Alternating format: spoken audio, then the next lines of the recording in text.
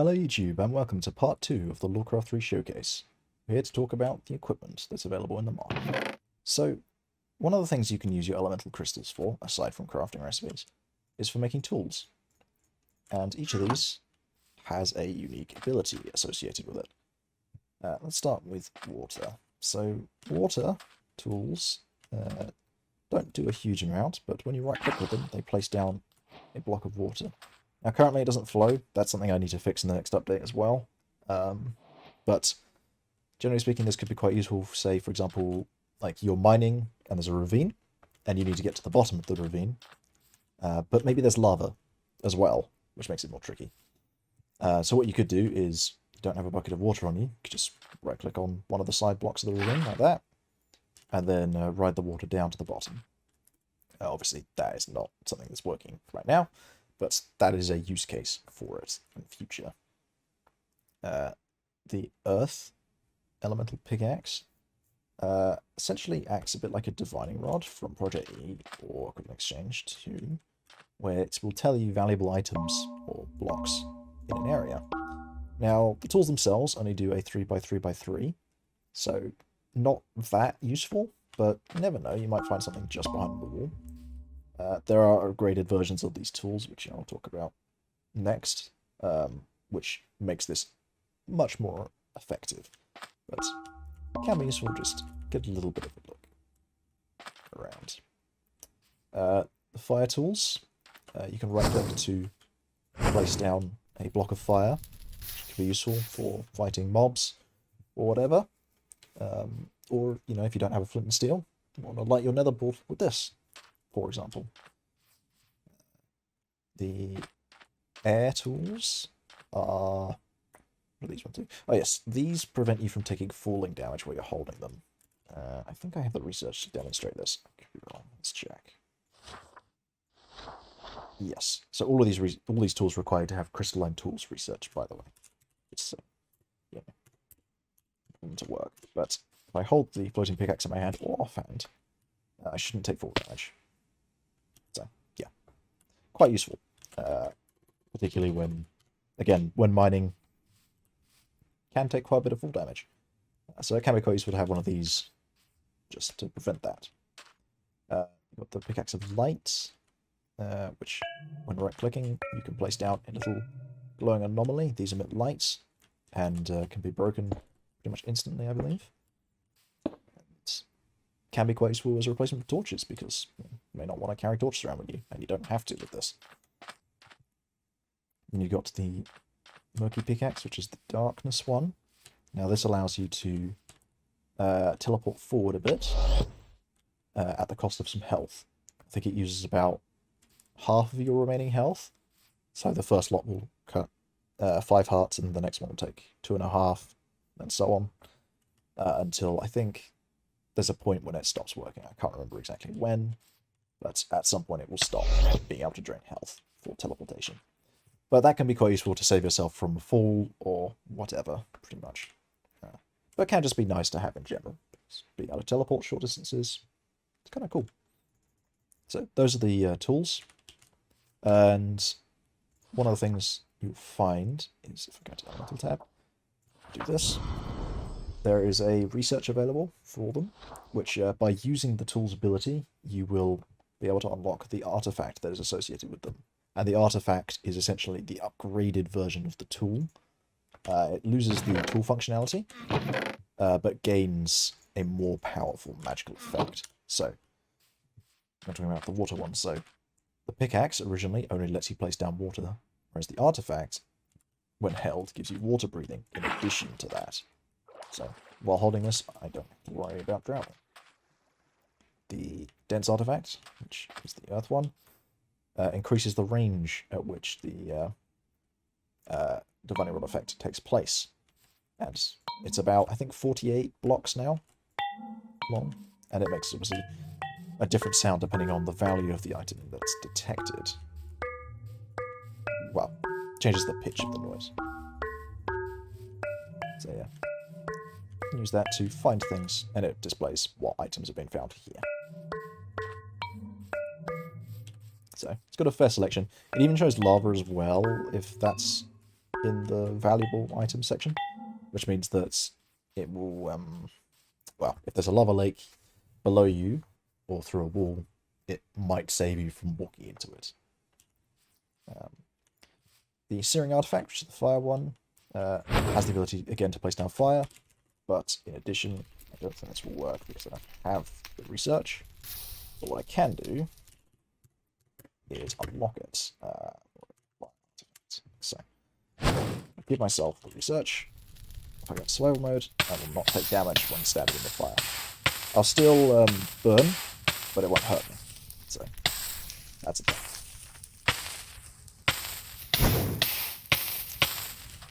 Of course. So yeah, that's a thing. Okay, and next we have the Floating Artifact. Because I don't have the research for it. So this one, again, much like the air tools, prevents you from taking falling damage, but in addition, it allows you to hop forward a bit when you right-click with it, which can be quite useful for getting around, as you can travel pretty far with it. But its best use is in conjunction with the Elytra. So, by equipping Elytra, and we start flying with it, we can use the Floating Artifact to give us a boost, much like the Firework Rockets. Now, it's not as strong as the Firework Rockets, but it's infinite, which means you can use it to travel around very, very quickly for no cost, which is really nice. And of course, it prevents you from taking falling damage, so, you know, if you land ungracefully, you'll be fine. So yeah, quite handy to have. The Bright Artifact, again, lets you place down the lights, and if I get a Creeper Egg, summon some creepers, I can hold the alternate effect key, which is by default bound to X, and right-click, and it will mark them with the glowing effect for a bit. This can be quite useful for fighting caves that are nearby underground, for example, because they usually have mobs in them. The range on it's not that far. No, that's not too bad. I think it's about 8 blocks. I'm not mistaken. But again, it can be useful for just seeing things through walls as well, if you would like. The Murky Artifact, just the dark one, provides night vision in addition to the teleportation feature, which has a slightly longer range on it. And it also uses, I think, only a quarter of your health rather than half. So you can use it slightly more often, which is nice as well. So yeah, those are the artifacts. They're just the slightly better versions of the tools. And you can unlock them by using the tools effects a number of times. 32 times each. And then you just have to craft them using a ritual. So, not too bad. Next thing to talk about is the plates. These are sort of single-use items that provide a bonus effect. So the healing plate, I believe, heals you and grants regeneration. And each of these, when you use them, will drain a mana pip. So if I right-click, see my pip gets drained. Now, obviously, it recharges because that's how they work. But it's given me regeneration, and I believe it actually gave me instant health as well. Let's check. Survival. You see, I've actually got more health here. There we are. It healed me, and yeah, that's that. Obviously, creator mode, they don't get used up, so that's the thing. The plate of defense, right-click, gives you resistance 2. So, for a bit. I think it's about 10 seconds on each of these, which is quite nice. The combat plate gives you haste 2 and strength 2 for 20 seconds, which is, again, quite nice. That allows you to attack faster and also do more damage. The agility plate gives you jump boost 2 and speed 2, so you can use to get around quickly. The plates themselves, by the way, are quite cheap. It's just 2 crystals and a blank plate, which you can make a bunch of quite cheaply, like so. So, these are things you can stockpile a fair few of and just sort of pop whenever you need a little bonus here and there. Purification plate. I can't remember what this one does. I think it cures all potion effects, if I'm not mistaken. So, if you're afflicted by something, it will cure it. Ah, yes, it even got rid of my positive effects there. So, it could be useful, for example, if you don't have cows, and you've got the bad omen thing. I can't remember what it's called. I think it's called Bad Omen. So you don't summon a raid on your base. And then probably the most useful one is the dark one, which is the transposition plate. As you do mark a location, and you can obviously carry it around wherever you want, and then you can teleport back to it. And obviously, if you're in single player, it will get used up in the process, but you can use this to essentially have just a quick way, single use, teleport back home kind of thing. Which could be useful, say, if you're going mining again and you get lost, just make sure you got one of these marked in your base, and you can just TP home whenever you want. So yeah, that's the thing. And then the final plate, which is one you actually get later in the game, it's the changing plate. Requires these pure crystals, which are non-elementally attuned ones. And you can essentially acquire these by late game Lordcraft. And what this one does is it says resonates near stone, so when you right click on stone with it, it creates this Lordic stone, which is used for crafting recipes later on. Currently only for the Lordic runestone. So that is the changing plate. You'll probably want a fair few of these, because, well, as you can see, you need at least 8 in order to do this one recipe. So that's how that goes. So, yeah, that's that. So that's all that stuff. Let's put that away. And get out the last 3 items, which are these chargeable items. So there's the Artifact of Restoration, which, as you can see, it says alternate effect to charge. So I can charge them. These are actually later game items. You unlock these after you've completed the research tree, pretty much. So the Artifact of Restoration, when charged, gives constant regeneration 2 while it's in your inventory. Doesn't have to be in your hand, just in your inventory somewhere. It will drain your mana pip every time it does it. But quite handy to have on you. And I believe it also provides you with food. I guess I can check that actually. Okay, no, it does not provide you with food. It just gives you regeneration. But you can turn it off, again, with a shift alternate effect, as it says on here. There's the Artifact of Destruction. Now, again, this is an item that's similar to one from Project E. It's basically the Destruction Catalyst. I can use it to clear an area, like so. And if I charge it, it will clear a bigger area. Charge it again to clear an even bigger area, although I need more pips.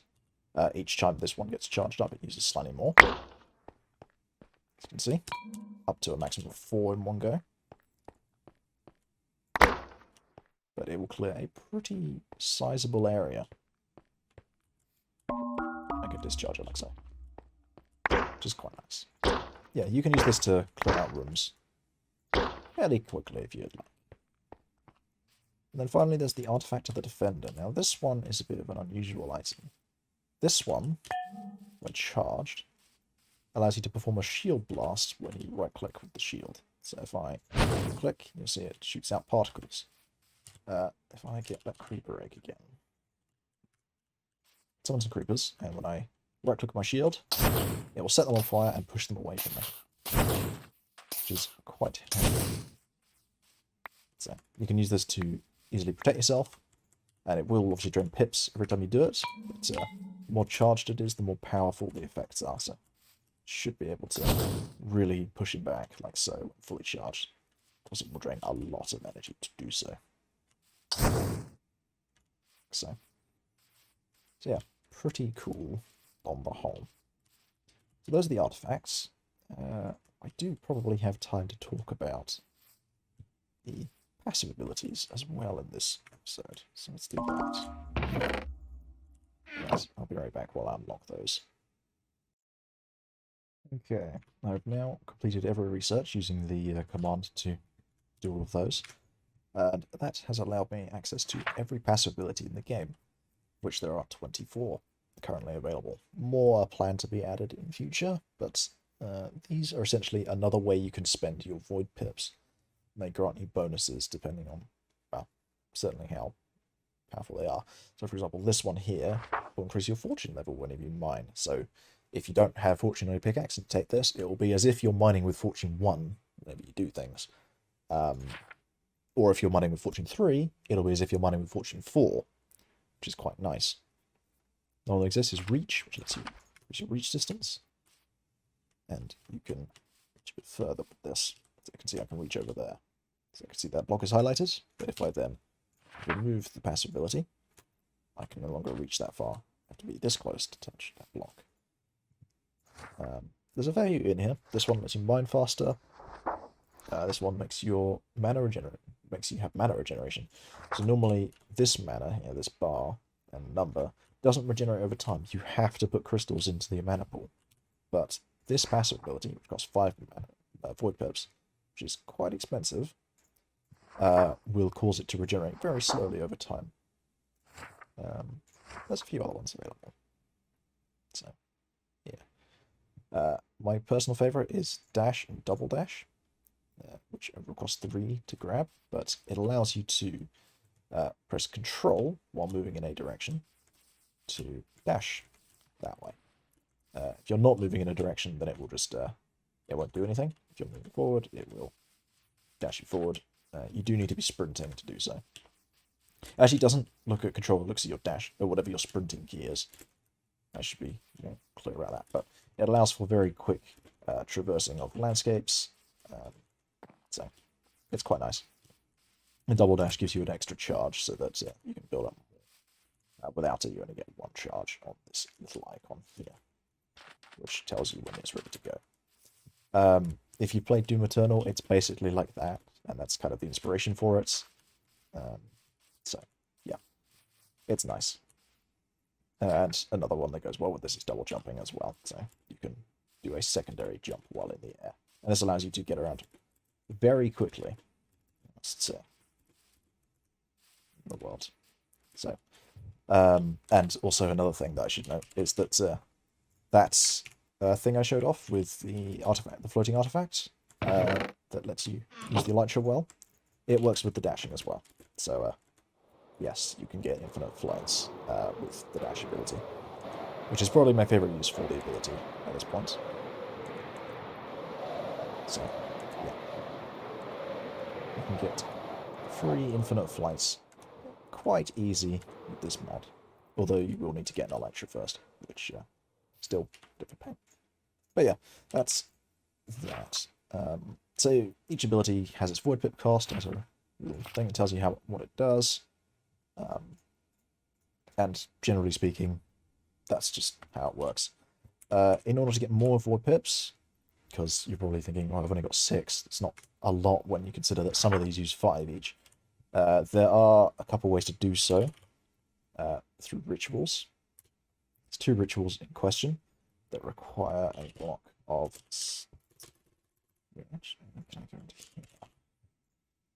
So, in the early stages of the mod, you can use blocks of simple crystal in order to complete this ritual. However, because I've unlocked the research for it already, which is... where is it? It is this one here, Void Pit Ritual. Because I've done this a number of times, / unlocked the research, I cannot use this ritual anymore. I have to use the advanced one. Press a block of pure crystal. But doing so will give me additional void pips. So that's all it is. You just place the pure crystal in, and then it goes. And it gives me an extra pip. You can see I got 7. Also, if you opt, you can just give yourself more. So I can give myself more, and just another 10. And after a certain number, I think it's 8, it will switch to the smaller display for the pips, just so they're a bit more compacted on your screen. So, yeah, that's how that works. I believe you can get 14 additional via the cheap one, before you then have to switch over to the more expensive pure crystals. So, bear that in mind when you're giving yourself void pips, because you're going to be spending them either on your actual active things, like your artifacts, plates, and whatever else there, or you'll be spending them on your passive abilities or your void crystals for your crafting mechanics. So, you've got a few options available for use of your pips, and in a future version, once I've added in Lord Realms mechanics and all the questing systems and things like that, they will be used as an alternative to mana for spellcasting for some of the later game things. Spellcasting is what we're going to be talking about in the next episode. So that's pretty much everything I can talk about right now. I mean, I could show off all of these abilities, but I feel like that's something that you guys will find as you play with it. I showed off my favorite ones of the bunch. But yeah, hope you guys enjoyed, and I'll be back for part 3. See you guys then.